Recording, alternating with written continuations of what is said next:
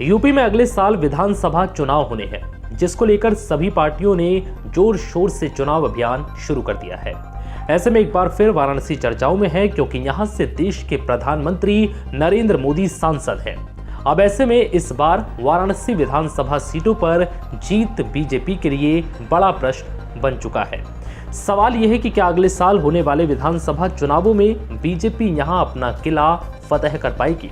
क्या BJP PM Modi की साख बचाने में कामयाब होगी?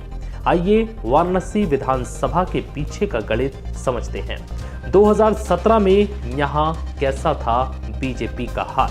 साल 2017 में जब यहां की 8 विधानसभा सीटों पर चुनाव हुआ तो बीजेपी ने 6 सीटों पर जीत हासिल की थी। तब से कहा गया कि वाराणसी में मोदी मैजिक चला है।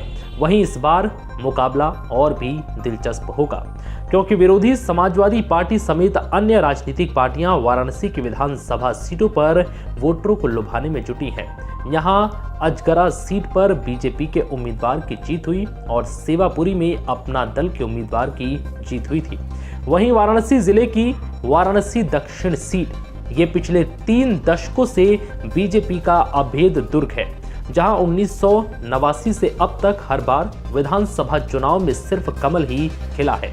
इसे यूपी में बीजेपी का सबसे मजबूत किला कहा जाता है, जहां चर्चा इस बात की होती है कि कौन जीतेगा, बल्कि इस पर चर्चा होती है कि बीजेपी उम्मीदवार कितने अंतर से जीतेगा। इसका श्रेय श्यामदेव राय चौधरी को जाता है। फिलहाल बीजेपी के डॉक्टर नीलकंठ तिवारी यहां से विधायक है, जो योगी आदित्यनाथ सरकार में राज्य मंत्री भी हैं। बीजेपी का यह किला मजबूत इतना है, इसका अंदाजा इसी बात से लगाया जा सकता है कि जब 2017 में यहां से पार्टी ने दिग्गज श्यामदेव राय चौधरी की जगह पर नया चेहरा उतारा, तो माना गया कि इस बार बीजेपी के लिए यहां राह आसान नहीं होगी। वाराणसी दक्षिण सीट का अतीत बहुत ही गौरवशाली रहा है।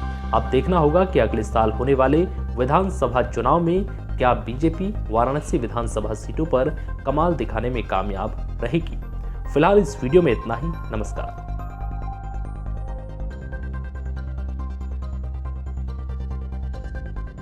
देश और दुनिया की सबसे पहले खबर पाने के लिए हमारे चैनल परफेक्ट मिशन लाइव को सब्सक्राइब करें। बेल आइकन जरूर दबाएं।